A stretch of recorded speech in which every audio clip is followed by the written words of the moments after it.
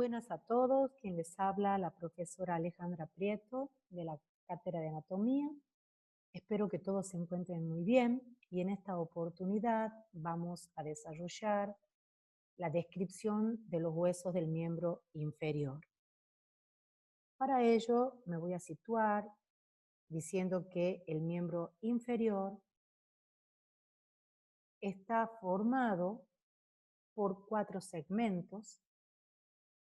Como pueden ver, el segmento de la cintura pélvica, formado por 2 huesos coxales, el sacro y el coxis, el segmento del muslo, que está formado por el hueso fémur y por el hueso rótula, y el segmento pierna, formado por la tibia, el peroné, y el último segmento, formado por el pie, constituido por todos los huesos del pie.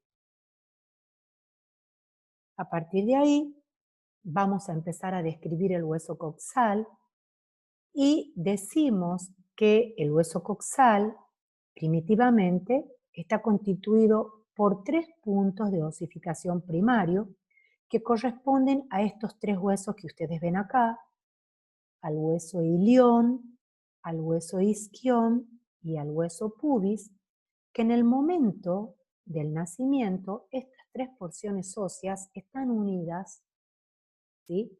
O diría yo separada por láminas cartilaginosas que tienen la forma de una Y, que se las estoy marcando en este momento. Este cartílago desaparece entre los 12 y los 15 años, formándose un hueso único en el adulto, que es el hueso que ven en imagen y que es el que describiremos a continuación nosotros. Acá tenemos al hueso coxal con una vista lateral y con una vista medial. Para ellos decimos que el hueso coxal es un hueso que posee, ¿sí? 2 caras, una cara lateral como dije anteriormente y una cara medial, 4 bordes, un borde superior, un borde inferior, un borde anterior y por último un borde posterior. Y a su vez posee también 4 ángulos. Un ángulo supero anterior, un ángulo postero superior, un ángulo medial y un ángulo posterior. A continuación, ¿nosotros qué vamos a hacer? Vamos a describir cada una de las partes que nombramos. Vamos a comenzar a describir las caras. La cara lateral o externa, ¿sí? Presenta en su parte media una cavidad articular llamada acetábulo. Es de forma redondeada, profunda y posee un borde muy prominente. Como pueden ver, es un borde saliente. Este borde acetabular es llamado ceja cotiloidea y esta está interrumpida en su parte inferior por la escotadura acetabular. El acetábulo presenta 2 partes muy delimitadas, una no articular, que estaría formada por la fosa acetabular de forma cuadrilátera, y una articular, ¿sí? En forma de semiluna o de media luna, cuyas extremidades terminan en la escotadura acetabular. Por arriba del acetábulo encontramos este hueso denominado fosa ilíaca externa, que en muchas bibliografías lo asemejan con las paletas de un pintor, que presenta 2 líneas glúteas, una línea glútea anterior y una línea glútea posterior. Estas líneas lo dividen al hueso en 3 porciones, una porción posterior, una media y la otra anterior. A partir de ahí, nosotros vamos a ver qué hay debajo del acetábulo encontramos un foramen obturador dirigido en sentido oblicuo desde arriba hacia abajo. Este foramen obturador se encuentra cerrado por la membrana obturatriz. Ahora vamos a ver qué nos presenta la cara medial o interna. Esta cara está dividida por una cresta llamada línea innominada, que la divide a la cara en dos partes, en una superior y en otra parte inferior. La parte superior, llamada fosa ilíaca interna, que en su parte posterior posee una carilla articular para articularse con el sacro. Y en la parte inferior nos encontramos nuevamente, ¿sí?, con el foramen obturador. Ahora vamos a describir los bordes y para ello vamos a pasar a la siguiente imagen. Acá tenemos la misma imagen de recién, de una vista lateral, pero esta vista es una vista anterior del hueso, ¿sí? Vamos a empezar a describir el borde anterior, siempre desde arriba hacia abajo, y yo voy a ir marcando en ambas imágenes. El borde anterior está orientado hacia abajo, en forma, digamos, en una dirección en sentido vertical, y luego cambia esa orientación a sentido medial y anterior. Posee una espina ilíaca anterosuperior, en ella se insertan músculos, como el sartorio, luego una escotadura innominada, que es esta que ustedes están viendo acá, una espina ilíaca anteroinferior, que es esta que está acá, donde también se insertan tendones y el músculo, por ejemplo, rectofemoral, y luego nos encontramos con una superficie, que es esta de acá, vamos a marcarla acá, triangular, esta superficie triangular, donde se inserta el músculo pectíneo. Se denomina superficie pectínea. Y esta está limitada por la cresta pectínea, que es esta que les estoy marcando. Por último, nos encontramos con la espina púbica, donde se inserta el ligamento inguinal. Ahora bien, vamos a detallar el borde posterior del hueso, siempre desde arriba hacia abajo, como les dije anteriormente. Este borde tiene una dirección casi vertical, ¿sí? Y presenta la primera saliente redondeada, la espina ilíaca posterosuperior, donde se insertan ligamentos y tendones. Continuamos con una pequeña escotadura sin nombre y vemos una segunda saliente, que es la espina ilíaca postero inferior. Inmediatamente por debajo de la espina ilíaca postero inferior nos encontramos con la escotadura ciática mayor, que se asemeja a una oreja, es ancha y profunda, y es por donde pasan músculos, vasos, nervios, como por ejemplo el nervio ciático, que muchos de ustedes lo deben haber escuchado nombrar. Y acá nos encontramos con la espina ciática, que tiene forma triangular, y por debajo de ella se encuentra una pequeña escotadura llamada escotadura ciática menor. Más abajo encontramos la tuberosidad isquiática, que es una eminencia voluminosa que forma el ángulo inferior del hueso, pero también pertenece al borde posterior. Ahora vamos a ver el borde superior, que es este que está acá. Este borde, acá lo pueden ver a la parte anterior del borde superior. Este borde está formado por la cresta ilíaca, tiene forma de S itálica, es grueso adelante y atrás, ¿sí? Al medio se afina y sirve de inserción para varios músculos. El borde inferior se extiende desde el cuerpo del pubis hasta el isquión, o sea que está formado por la rama inferior del pubis y la rama del isquion. Presenta en la parte anterior, lo voy a marcar acá, una superficie articular ovalada para articularse con el pubis del lado opuesto. Sería esto acá en vista, pero acá se la puede apreciar a la superficie articular ovalada. Con respecto a los ángulos, estos ángulos decimos que están formados el anterosuperior por la espina ilíaca anterosuperior, el ángulo posterosuperior por la espina ilíaca posterosuperior. Luego tenemos el ángulo medial, que va a estar formado por la sínfisis del pubis, y el ángulo posteroinferior por la tuberosidad isquiática.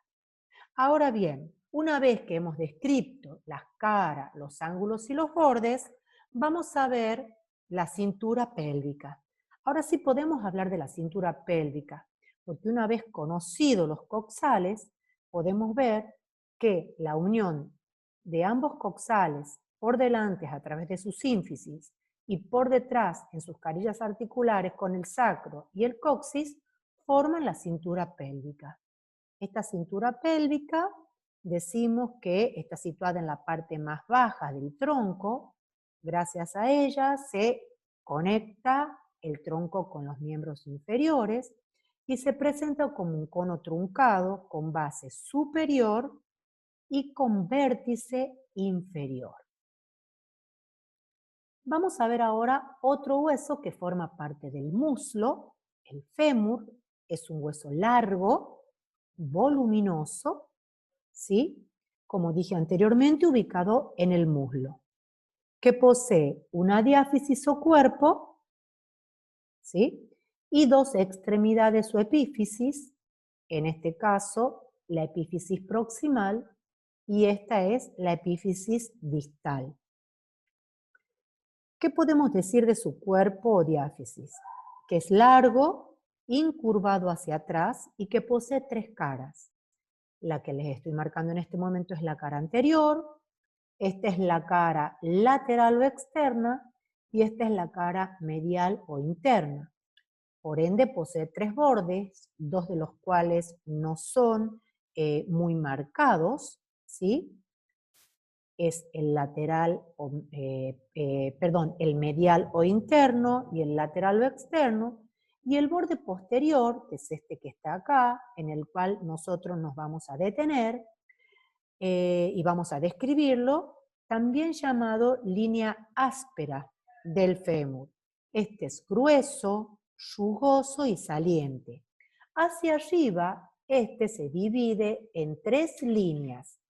Una línea llamada la rama de trifurcación lateral o externa, rama de trifurcación media y rama de trifurcación medial o interna. Hacia abajo, esta línea se divide en la línea supracondilia lateral o externa y supracondilia medial o interna. Entre ambas se forma la cara poplitea, donde se va a insertar el músculo del mismo nombre. Ahora vamos a comenzar a describir las epífisis. Vamos a comenzar la descripción por la epífisis proximal, ¿sí? Para esto los voy a llevar a esta imagen. Esto es una vista anterior, perdón, no les dije anteriormente, y esto es una vista posterior. Nosotros nos vamos a quedar en esta vista posterior. La epífisis proximal presenta una cabeza redondeada de 2/3 de esfera que se orienta hacia arriba en sentido medial y hacia adelante. Posee una fosita llamada fosita del ligamento redondo porque en esta fosita se inserta el ligamento de dicho nombre. Por abajo está el cuello del fémur. Podemos decir que este está orientado hacia abajo y hacia afuera. Y forma con la diáfisis, si ustedes se imaginan, esta es la diáfisis del hueso, forma con la diáfisis un ángulo aproximadamente de 126 grados y se denomina cuello anatómico. Inmediatamente por detrás y debajo del cuello se encuentran dos eminencias óseas. Una por detrás y arriba, llamada trocánter mayor, de forma cuadrilátera, que posee una depresión muy excavada y profunda llamada fosa trocantérica. Por detrás y debajo encontramos al trocánter menor, ¿sí? Y este se encuentra separado del trocánter mayor por una línea intertrocanteria. Debajo de ambos trocánteres encontramos el cuello quirúrgico, que corresponde a la unión de la diáfisis del hueso con la epífisis del mismo. Ahora, ¿qué podemos decir de la epífisis distal?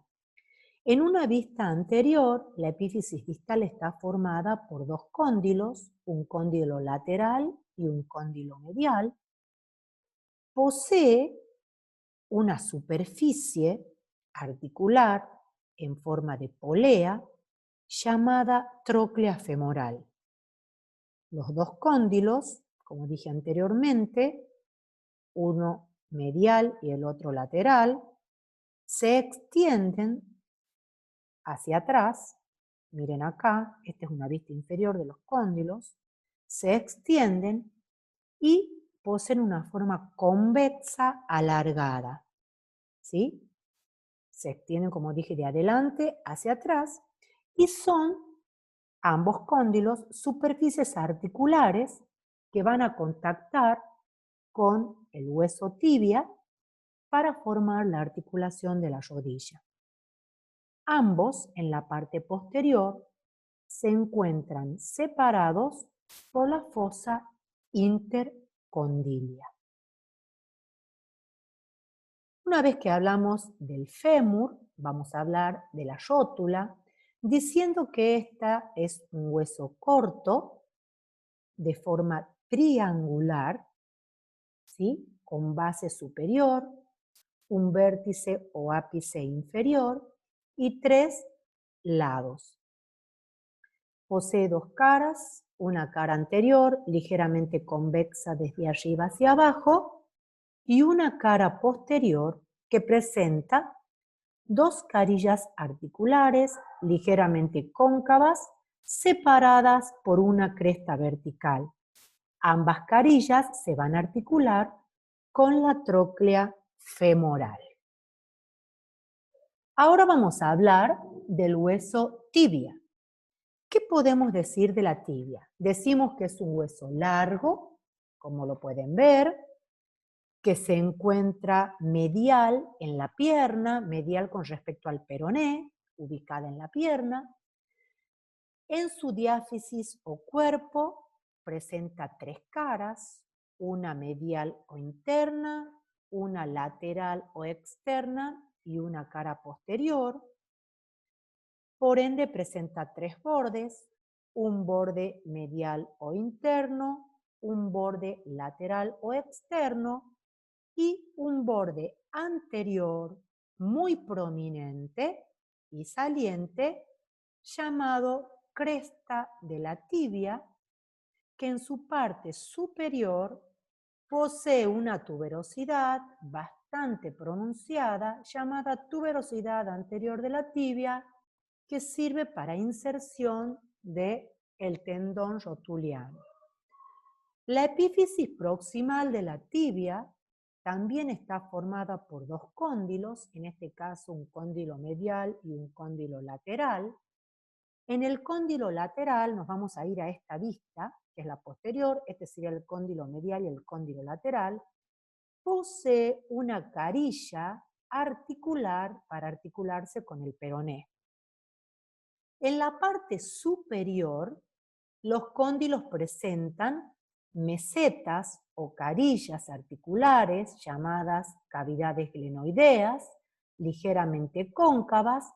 Esta cóncava más horizontalmente la lateral que la medial, y reciben a los cóndilos femorales, como les dije anteriormente, para formar la articulación de la rodilla. Ambas separadas por dos tubérculos, llamado espina anterior y espina posterior de la tibia, y poseen un espacio, ¿sí?, donde se van a insertar los ligamentos cruzados anterior y posterior, llamado espacio pretibial y retrotibial, preespinal, perdón, y retroespinal. La epífisis distal de la tibia es mucho más pequeña. Acá la vemos en una cara anterior, acá la vemos en una cara posterior.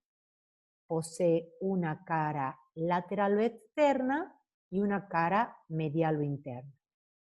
En la cara lateral o externa nos encontramos una carilla articular para articularse con el peroné, que sería esta de este lado, y en la cara medial o interna, que le estoy marcando en ambos huesos, encontramos lo que se llama maleolo tibial. En su base encontramos una carilla articular inferior de forma cuadrilátera, cóncava y lisa y ancha en sentido lateral. Bien, vamos a pasar al hueso peroné.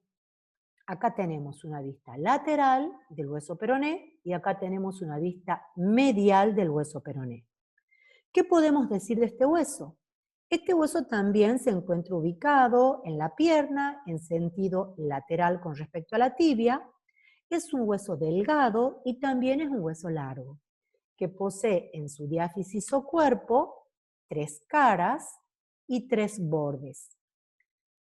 En su epífisis proximal decimos que la misma está formada por la cabeza del peroné, ¿sí? Y en su parte medial posee una carilla articular de forma oval para articularse con la tibia.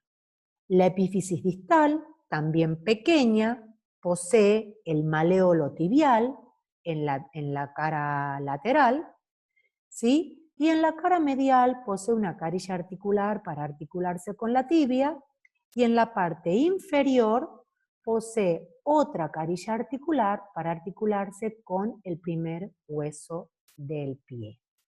A partir de ahí, les voy a mostrar lo que es la articulación tibio-peronea superior y la articulación tibio-peronea inferior. Ahora nos encontramos con la parte del pie, los huesos del pie. Esta es una vista dorsal y esta es una vista plantar.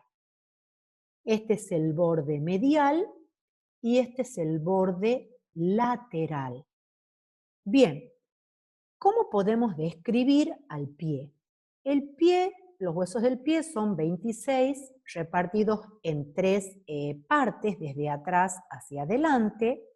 La parte del tarso, que va a estar formada por 7 huesos, la parte del metatarso, que va a estar formado por 5 huesos, y la parte de las falanges, que va a estar formado por 14 huesos. Ahora bien, los huesos del tarso se los clasifica como huesos cortos, los del metatarso como huesos largos, al igual que los huesos de las falanges, que se los clasifica como huesos largos. Vamos a nombrar cada uno de los huesos del tarso para que ustedes lo aprendan. Empezando por acá lo encontramos al astrágalo, que en su parte superior se va a articular con la tibia y el peroné para formar la articulación del tobillo. Por debajo, este se articula con este hueso que se llama calcaño, y acá lo pueden ver mejor, ¿sí? Por delante se articula con el hueso navicular, que es este, o escafoides. Bien, debajo yo les había dicho que estaba el hueso calcáneo, que es este, que es un hueso robusto, voluminoso, y que forma el talón del pie. El navicular, perdón, se me pasó la imagen, el navicular o escafoides, por delante se va a articular con estos 3 huesecillos, que se llaman cuneiformes o cuñas también, como primero, segundo y tercer cuneiformes. ¿Sí? Y se va a articular por detrás, como dijimos, con el astrágalo, y en el lateral se va a articular con este hueso que se llama cuboides. Ahora bien, el cuboides se articula con el navicular, con el tercer cuneiforme y por delante con el cuarto y quinto metatarsiano, porque nosotros nombramos primer metatarsiano, segundo, tercero, cuarto y quinto. El primer y el segundo cuneiforme respectivamente se van a articular. El primero con el primer metatarsiano, el segundo con el segundo metatarsiano, y el tercero se articula con el tercer metatarsiano, pero a su vez con el cuboides. Y cada metatarsiano se va a articular con la primera falange de cada dedo, ¿sí? Aclarando que el primer dedo posee dos falanges, una proximal y una distal. En cambio, desde el segundo al quinto dedo poseen una falange proximal, una falange media y una falange distal. Una vez que dijimos cómo se llaman los huesos del pie, cómo se clasifican y con quién se articulan, les dejo esta imagen ya con los nombres para que ustedes puedan repasar y estudiarlos más fácilmente. Lo único que faltaría acá sería la porción del tarso, metatarso y las falanges.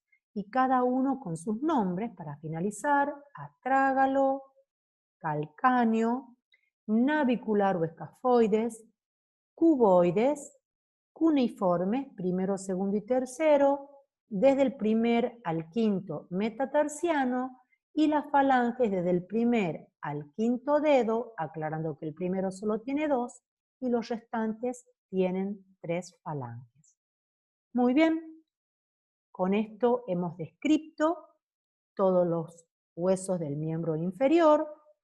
Espero que les haya sido clara la clase y nos vemos hasta la próxima clase.